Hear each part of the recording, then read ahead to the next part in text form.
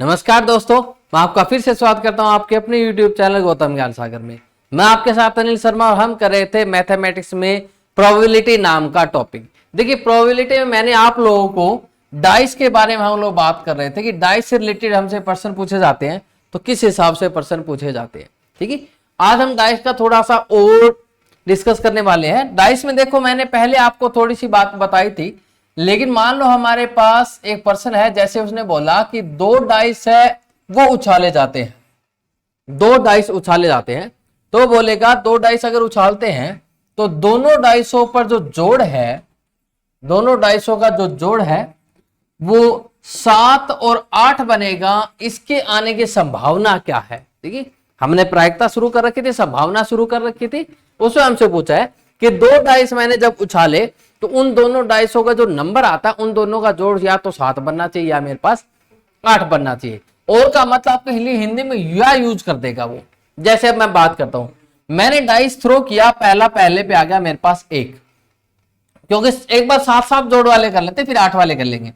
1 तो दूसरे वाले पे 6 आएगा, जब जाके 7 जोड़ बनेगा, जोड़ या तो 7 बने या 8 बने। फिर मैंने यहां 2 ले लिया तो दूसरे वाले में मेरे पास कितना आएगा? 5। एक बार 7 वाले जोड़ वाले ले रहे, इस बात का आप ध्यान रखिए। 3 ले लिया तो यहां 4 आया, 4 ले लिया तो यहां 3 आया, इधर 5 आ गया तो उधर 2, इधर 6 आ गया तो इधर 1। इससे ज्यादा कोई संभावना नहीं बनने वाली कि उनका जोड़ 7 बनेगा हमारे पास। अब हमारे पास 8 वाले की बात कर लेते हैं। 8 का कम से कम मुझे 2 यहां जाए, जब जाके मेरे पास 6 आएगा। फिर मेरे पास 3 तो वहां 5, इधर 4 तो उधर 4, इधर 5 तो उधर 3, इधर 6 तो उधर 2। बस ये मेरे पास टोटल केस बनने वाले हैं। देखिए, केस मेरे पास कितने बने? 1 2 3 4 5 6 7 8 9 10 11। ठीक है, तो मेरे पास टोटल जोड़ बने 11 मेरे पास जो मुझे रिक्वायरमेंट थी वो निकल के आई। मैंने बटा में आपको बताया था, ऊपर तो हमारे पास फेवरेबल केस होते हैं, मतलब जिस चीज की जरूरत होती है, जिस चीज को हम लोग डिमांड है। डिमांड क्या थी कि मैं डाइस को उछालता हूं, 2 डाइसों को, और दोनों डाइसों उछालने पर या तो जोड़ मेरा 7 बने या मेरा जोड़ कितना बने? 8 बने। ये चीज मुझे बतानी थी। तो फिलहाल हमारे पास मैंने 7 वाले इधर लिख लिए, 8 वाले इधर लिख लिए। या का केस है तो दोनों प्लस होंगे। ठीक है, 7 वाला भी 8 वाला भी, दोनों टोटल 11 केस हो गए। बटा में टोटल केस होते हैं 6 की पावर 2। तो डाइस, जितने डाइस उछाले, मतलब अगर 3 उछाले जाते तो 6 की पावर 3 लिख देता। 6 की पावर 2 मतलब होता है हमारे पास 36। 11/36। तो हमारे पास जो डाइस उछालता हूं वहां पर जोड़ 7 या 8 बनेगा। उसके आने की संभावना क्या है? 11/36 संभावना है जी उनके आने की। ये क्या संभावना है? 11/36। इसी के साथ में एक प्रश्न और आपसे पूछने वाला हूं। देखिए, एक बार इसका स्क्रीनशॉट ले लीजिए। ठीक है, दूसरा प्रश्न मैंने आपसे ये पूछा कि मान लो मैंने 2 ही डाइस उछाले जी, 2 डाइस उछाले, दोनों एक डाइस पर क्या होना चाहिए? 2 का मल्टीपल होना चाहिए, यानी 2 का गुणनफल होना चाहिए। और दूसरा उछालता हूं तो उस पर मुझे 3 का गुणनफल होना चाहिए। ठीक है, किसी एक पर 2 का गुणनफल और किसी एक पर 3 का गुणनफल। चलिए 2 के गुणनफल की बात करते हैं। 2 4 6, क्योंकि डाइस में 6 ही होते हैं हमारे पास। 2 4 6, 1 से लेकर 6 तक नंबरिंग आती है, तो 2 4 6। दूसरे पे क्या होना चाहिए? 3 का गुणनफल होना चाहिए। 3 के गुणनफल मेरे पास 2 ही है, एक 3 होता है, एक 6 होता है मेरे पास। तो देखिए, अगर 2 आया तो 2 के साथ देखिए 3 भी आ सकता है और 2 के साथ 6 भी आ सकता है, यानी 2 केस ही हो गए। 4 के साथ 3 आ सकता है, 4 के साथ 6 भी आ सकता है, ये हो गए। 6 के साथ 3 आ सकता है और 6 के साथ 6 भी आ सकता है। मेरे पास यहां 2 2 4 और 2 6, ये 6 केस हो गए। लेकिन ये बोला गया किसी एक पर 2 का गुणनफल और किसी दूसरे पर 3 का गुणनफल होना चाहिए। तो अब एक बात सोचने वाली है, किसी एक पर जरूर थोड़ा ना पहले पे 2 का गुणनफल आए, पहले पे 3 का गुणनफल तो आ सकता है। तो मैंने क्या किया, पहले वाले पे 3 का गुणनफल ले लिया। अब 3 का गुणनफल लिया तो दूसरे पे 2 का गुणनफल आ जाएगा। 2 का गुणनफल मतलब 2 आ गया 3 के साथ, 3 के साथ 4 आ गया, 3 के साथ 6 भी आ सकता है। ऐसे यहां पर 6 के साथ 2 आ जाए, 6 के साथ हमारे पास 4 आ जाए। 6 के साथ 6 नहीं आ सकता, क्योंकि वो केस हमारा पहले इंक्लूड हो चुका है, वो केस हमारा पहले इंक्लूड हो चुका है। तो फिर वही टोटल हमारे पास देखो कितने केस बने? 6 ये 5 ये, टोटल कितने केस बने? 11 बटा में 2 डाइस उछाले गए तो 36। तो यानी हमारे पास जब 2 डाइस उछालते हैं उन पर 1 पर 2 का गुणनफल है, 1 पर 3 का गुणनफल है, उसके आने की प्रायिकता क्या है हमारे पास? 11/36 प्रायिकता है। पर अगर वो ये बोल देता है कि पहले पर 2 का गुणनफल और दूसरे पे 3 का गुणनफल, तब मेरे पास सिर्फ यही केस बनेंगे। अगर वो बोल देता है किसी एक पर 2 का गुणनफल और दूसरे पे 3 का गुणनफल, किसी एक पर, ठीक है, किसी एक पर, मतलब उसने ये नहीं बोला पहले पे आएगा, लेकिन यहां पर वो बोल देता है पहले पर 2 का गुणनफल, दूसरे पे 3 का गुणनफल। किसी एक पर बोल देता है तो हमारे लिए बाउंडेशन नहीं है, मैं दोनों काउंट करूंगा। अगर वहीं पे बाउंडेशन लगा देता है, वो बोल देता है पहले पहले पर, तो मैं ये वाला केस बनाऊंगा जी। तो हमारे पास ये इसके आंसर बनने वाले, ठीक है। अब देखिए हमारे पास दूसरे पर्सन, थोड़े से डिफरेंट पर्सन्स की मैं बात करता हूं। ये हमारे पास देखिए, मैंने आपको कॉइन वाला करा दिया, सिक्के वाला बता दिया था, उसके बाद मैंने ताश वाला आपको बताया था, अब ये डाइस वाला बता दिया। इसके अलावा हमसे 2-3 पर्सन और भी पूछे जाते हैं। वो पर्सन कैसे, थोड़े से अलग से रिलेटेड होते हैं, उनका इसके साथ रिलेशन नहीं होता। जैसे कि फॉर एग्जाम्पल मैं ले लेता हूं, मेरे पास दे रखा है, वो दे देगा कि एक मेरे पास चतुर्भुज है, चतुर्भुज दे दिया। चतुर्भुज क्या होता है? चतुर्भुज होता है क्या हमारे पास? चतुर्भुज होता है जिसकी 4 भुजाएं होती है हमारे पास, ठीक है। क्वाड्रिलेटरल हमारे पास दे रखा है, 4 भुजाओं वाला हमारे पास दे रखा है, और बोलेगा उसमें विकर्ण कितने हैं। क्या बोलेगा उसमें? विकर्ण कितने हैं, ये बात पूछता है। इसको पूछने से पहले मैं आपको 2-3 बातें और बताऊंगा। पर्सन यही ऐसा ही पूछा जाता है, लेकिन उससे पहले मैं आपको 2-3 बात और बताता हूं। वो क्या है? वो क्या है हमारे पास? मान लो मेरे पास ये बोल देता है कि 5 बिंदु मुझे दे रखे हैं, 5 बिंदु मुझे दे रखे हैं, और बोलेगा 5 असमांतर बिंदु बोलेगा। वो क्या बोलेगा? असमानांतर बिंदु। असमानांतर मतलब रैंडमली कहीं कहीं कहीं कहीं कहीं कहीं पड़ा होगा, ठीक है, इकट्ठे नहीं होंगे वो, ठीक है। असमांतर बिंदु दे रखे हैं 5, तो बोलेगा उनसे कितनी रेखाएं खींची जा सकती है, ये मुझसे पूछता है। कितनी लाइन खींची जा सकती है, ये मुझसे पूछता है। देखिए, लाइन खींचने के लिए मुझे कितने पॉइंटों की जरूरत होती है? 2 पॉइंटों की जरूरत होती है। इन 5 बिंदुओं में से मुझे कितने चाहिए? सिर्फ ही सिर्फ 2 ही चाहिए, सिर्फ ही सिर्फ 2 चाहिए। जो मैंने आपको बताया था परमुटेशन कॉम्बिनेशन करते वक्त, एक बात बताई थी कि जब हमारे पास चीज ज्यादा हो और लेनी कम हो तो सिलेक्शन होगा, और सिलेक्शन के लिए मेरे पास कॉम्बिनेशन लगता होता है, चयन होता है, चयन के लिए कॉम्बिनेशन लगता है। बिंदु 5 है लेकिन चाहिए मुझे 2 ही। कॉम्बिनेशन सोल्व करने का तरीका भी बताया था। नीचे 2 है तो इसको 2 बार रिवर्स काउंटिंग में लिख दो। पिछले वाली वीडियो देखना, फिर ये वाली समझ में आ जाएगा। नीचे 2 1, तो हमारे पास कितना बना? हमारे पास 10। यानी ये जो अगर मेरे पास 5 बिंदु देगा तो मैं उसे 10 रेखाएं, 10 लाइन खींच सकता हूं। मैं कहने का मतलब यही है।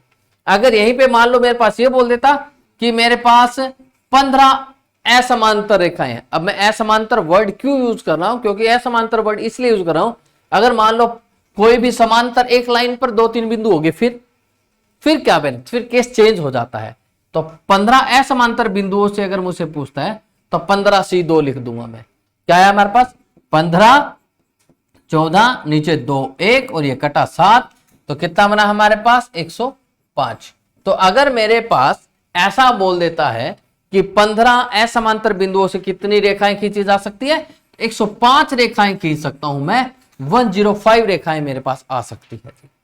ठीक है जी, आइए आपके बात समझ में। अब मान लो हमारे पास यहीं पर थोड़ी सी एक चीज और ले लेते हैं। हमारे पास यहां पर यह बोल देता है कि मेरे पास 7 असमानांतर 7 बिंदु दे रखे हैं, 7 बिंदु दे रखे, उसमें से ये बोल देता है 3 समानांतर बिंदु है। अब समानांतर का मतलब, या फिर ये भी बोल देता है 3 एक रेखीय, रेखीय भी बोल देता है। 3 एक रेखीय या रेखीय, मतलब कहने का इंग्लिश में उनको यूज करेगा कोलिनियर, कोलिनियर पॉइंट्स। इंग्लिश में क्या वर्ड यूज करें? कोलिनियर पॉइंट बोल दे। कोलिनियर पॉइंट या अरेखीय, एक रेखीय क्या होते हैं हमारे पास? एक ही रेखा पर हमारे पास 3 बिंदु अगर होते हैं तो उनको एक ही रेखीय बिंदु बोल देते हैं। ठीक है, या समानांतर, मतलब देखो समान अंतर पर ये ऐसे ऐसे हो जाते हैं। ठीक है, तो ये वाली बात होती है हमारे पास। 3 हमारे पास क्या बोल दिया उसने? कोलिनियर पॉइंट है। तो आप बता दो कितनी रेखाएं खींच सकते हैं। कुछ नहीं करना, 7 है ना, 7 में से मैंने 2, वही एक बार वही उतने का उतना करूंगा। सॉरी, यहां पर हमारे पास आएगा 6, क्या 2 1, यहां से मेरे पास कटा 21। अगर मान लो 7 मेरे पास रैंडमली 7 अगर बिंदु दे देता है तो मैं टोटल उसे 21 रेखाएं खींच सकता हूं। कितनी? 21 लाइंस मैं ड्रॉ कर सकता हूं। वहीं पे अगर मेरे से मान लो 3 उसने समांतर बोल दी, तो 3 2 1 यानी 3 2 2 1, उससे जो हमारे पास जो काउंट हुई थी, वो जो 3 जो एक ही लाइन पर बिंदु थे, वहां से मैंने 3 लाइनें काउंट कर ली, पर वो 3 नहीं होगी, सिर्फ एक ही होगी। यानी कहने का मतलब एक बार वो तीनों माइनस कर दो, 21 में से 3 गया, कितना बचा मेरे पास 18। 18 में से क्या करो आप, 18 में से एक और जोड़ दो, क्योंकि देखो मैंने वहां जो 3 लाइनें बनी थी तीनों माइनस कर दी, लेकिन वो तीनों काउंट है, कम से कम एक तो काउंट होगी ना, तो एक इसीलिए लास्ट में जोड़ते हैं कि 19 हमारे पास रेखाएं बनने वाली है। तो जब 7 मेरे पास बिंदु दे रखे होते हैं, उनमें से 3 मेरे पास एक रेखीय बिंदु होते हैं, मतलब एक ही रेखा पर होते हैं, तो हमारे पास टोटल 19 रेखाएं मैं खींच सकता हूं उन बिंदुओं का यूज करके। ठीक है, ये मैं क्यों समझा रहा हूं, क्योंकि जो विकर्ण से प्रश्न पूछा गया वो इससे रिलेटेड ही है, इसीलिए चीज समझाई जा रही है। ठीक है, आई बात समझ में। अब मैं एग्जांपल ले लेता हूं 15 वाला, जो अपने 15 वाला लिया था। 15 मेरे पास बिंदु दे रखे, उसमें से बोल देगा 5 क्या है हमारे पास, एक रेखीय बिंदु है, कोलिनियर पॉइंट दे रखे हैं 5 हमें, 5 कोलिनियर पॉइंट दिए, तो पहले इसके लिए निकालो, बना कितने सकते हो, 15 14 2 1, यानी मेरे पास कितने बनने वाली है जी, 7 पे कटेगा ये, टोटल 105 लाइनें बननी चाहिए थी, लेकिन इनसे कितनी बनने वाली है, 5C2, 5 4 2 1, यानी इससे कितनी लाइनें बनने वाली मेरे पास 10, वो 10 की 10 माइनस कर देनी है, कितनी बचेगी मेरे पास 95, लेकिन वो 10 नहीं, एक ही काउंट करो वहां पर, तो एक लास्ट में जाकर आपको ऐड कर देना है, यानी हमारे पास कितने बनेगी, टोटल 96 रेखाएं मेरे पास उनसे खींची जानी है, 96 टोटल लाइनें बनेगी। ठीक है, आई बात समझ में। अब हम करते हैं जो इस बात पे मुद्दा था उसी। ठीक है, चलिए उससे पहले एक चीज और बताता हूं आपको।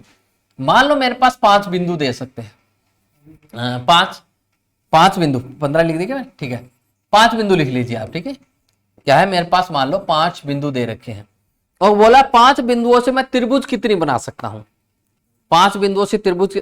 जब भी बात करेगा असमांतर बिंदु की बात करेगा, समांतर हुई तो कुछ ना कुछ बोलेगा, मतलब कोलिनियर पॉइंट है तो वो पक्का बोलेगा, नहीं है तो मतलब वो कोलिनियर पॉइंट नहीं है, नॉन कोलिनियर पॉइंट ही है जी। ठीक है, नॉन कोलिनियर पॉइंट से अब मेरे पास देखो, ट्रायंगल बनाने के लिए, त्रिभुज बनाने के लिए मुझे कितने पॉइंट की जरूरत होती है, 3 की, तो 5C3 आ जाएगा, 5 4 3 3 2 1, 3 से 3 कट गया, 2 कट गया, हमारे पास कितना बना जी 10। तो यानी उनसे मैं कितनी लाइनें खींच सकता, सॉरी कितनी त्रिभुज बना सकता हूं, अगर मुझे 5 पॉइंट दे रखे हैं तो मैं 10 त्रिभुज बना सकता हूं जी, उन 5 बिंदुओं का यूज करके 10 त्रिभुज बन सकती है मेरी।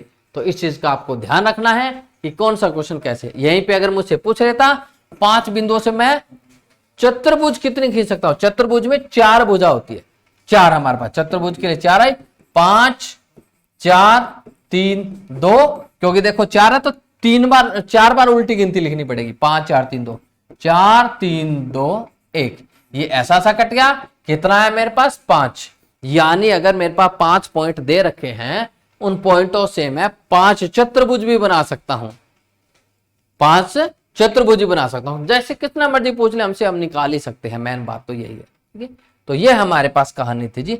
अब हम आते हैं जो मैंने प्रश्न आपसे पूछा था, प्रश्न क्या पूछा था कि मुझसे दिया गया एक चतुर्भुज में विकर्ण कितने होते हैं। चतुर्भुज में सारों को याद है, ये अगर मेरे पास 4 भुजाओं वाला कुछ भी कोई भी आकृति दे रखी है, तो उसके अंदर मैं पॉइंट बता सकता हूं कर्ण कितने हैं, विकर्ण कितने होते हैं, हमारे पास 2 ही तो विकर्ण होते हैं, विकर्ण कितने होते हैं 2 ही होते हैं, लेकिन इसको निकालना कैसे, देखिए मेरे पास चतुर्भुज में पॉइंट कितने होते हैं 4, कितने पॉइंट होते हैं 4, देखो चतुर्भुज में 4 ही पॉइंट होते हैं, तो बाद में मैंने खींचा है जब पॉइंट बन गया, लेकिन 4 ही होते हैं। 4 लाइन खींचने के लिए मुझे कितने चाहिए 2, तो 4 3 2 1, कितना बना मेरे पास 6, कितना बना 6, मैं टोटल उन 4 पॉइंटों को यूज करके 6 लाइनें खींच सकता हूं। 6 में से आपने क्या करना है, विकर्ण निकालने के लिए उसकी बाउंड्री लाइन को माइनस कर देना है। चतुर्भुज में बाउंड्री लाइन कितनी होती है 4, तो 4 को माइनस कर दूंगा तो बाकी जो बचेगा वो मेरे पास विकर्ण शेष बचेंगे, बाकी क्या बचेंगे मेरे पास विकर्ण बचेंगे, कि उससे मैं कितने विकर्ण बना सकता हूं 2, तो 2 देखो आपके सामने था। मैंने यही एग्जांपल क्यों लिया, क्योंकि आपको पता भी था, फिर मैंने एग्जांपल लिया ताकि आपके एक बार माइंड में ये रहे कि जो चीज कर रहे हैं वो बिल्कुल सही कर रहे हैं, गलत नहीं कर रहे। ठीक है, चलिए अब बात करते हैं हम लोग इसकी। अब देखो मुझे ये दिया हुआ है, मान लो यहां पर मुझे ये दे दिया कि षटभुज दे दिया, ठीक है, क्या दिया, षटभुज। अब षटभुज क्या होता है, जिसकी 6 भुजाएं होती है, ठीक है, षटभुज होता है जिसकी 6 भुजाएं होती है। सप्तभुज 7 भुजाओं वाला, अष्टभुज 8 भुजाओं वाला, ठीक है। नैनो वो हमारे पास 9 भुजाओं वाला हो जाता है, ठीक है। ऐसे हमारे पास 10 भुजा वाला 10 भुज बोले, मतलब उसके आगे कुछ ना कुछ बता देगा, ठीक है। तो ये वाले हमारे पास है जी, ठीक है। अगर इसके अलावा अगर नहीं बोलता ना तो वो ऐसे बोल देगा कि कोई आकृति है उसकी 8 भुजाएं हैं, कोई आकृति है उसकी 10 भुजाएं, कोई आकृति है उसकी 12 आउटसाइड है भुजाएं हैं, मतलब ऐसे बात बोल देगा। भुजाएं होती है आउटसाइड उसकी, लाइनें लाइनें। मान लो 10 वाला बोल देता है तो 10 के लिए बोल देगा। वैसे तो देखो 10 के लिए हमारे पास यूज होता है कि 10 पॉइंटों के लिए हमारे क्या होगा, जैसे 8 के लिए हमारे पास ओक्टा, और हिंदी में हमारे पास ये अष्टभुज हो जाएगा। 9 के लिए हमारे पास नैनो, ठीक है, 9 वाला नैनो हमारे लिए हो जाएगा। 10 के लिए हमारे पास 10 भुज उसके अंदर बोल देगा, ठीक है। ऐसी चीजें हमारे पास बोलता होता है। तो फिलहाल हमारे पास षटभुज के लिए बोला गया कि षटभुज में हमारे पास षटभुज वाला वो होता है जिसकी 6 भुजाएं होती है। अब 6 भुजाओं वाला हमारे पास है तो उसके पॉइंट कितने होंगे, 6 ही होंगे। जितनी भुजा होती है उतने वाला षटभुज है ना, तो 6 पॉइंट उसके मिलने वाले हैं। तो 6 में से मुझे कितने चाहिए, 2 ही चाहिए लाइन बनाने के लिए। तो क्या बनेगा, 6 5 2 1, यानी यहां पर मेरे पास कितना टोटल, मैंने 15 लाइन में वहां से निकाल सकता हूं। लेकिन आपने करना क्या है, 15 हमारे पास टोटल लाइन आई, लेकिन बाउंड्री लाइंस को माइनस करना पड़ेगा। बाउंड्री लाइन षटभुज में हमारे पास बाउंड्री लाइन कितनी होती है, 6, उनको माइनस किया 9, तो ये 9 जो हमारे पास बचा है वो क्या है, विकर्ण। यानी ऐसी कोई आकृति जिसकी 6 भुजाएं हैं उससे टोटल 9 विकर्ण बनेंगे। अब 6 भुजाओं वाला एक बार मैं बना देता हूं। ये हमारे पास 6 भुजाओं वाला बन गया जी, ये 6 भुजाओं वाली आकृति है। इससे ये डायगोनल, ये होते हैं डायगोनल 1 2 3, ये वाले ऐसे। अब ऐसे अगर मान लो आकृति अगर आपको दे दी, तो उन आकृतियों से अगर मुझे बनाने के लिए बोलेगा तो कोई ना कोई अगर भूल जाएंगे फिर दिक्कत आएगी। तो उसका सीधा सीधा शॉर्टकट मैंने आपको बता दिया। 6 भुजाओं वाला है 6C2, ठीक है। कोई भी लाइन खींचने के लिए 2 ही पॉइंट चाहिए 6 में से।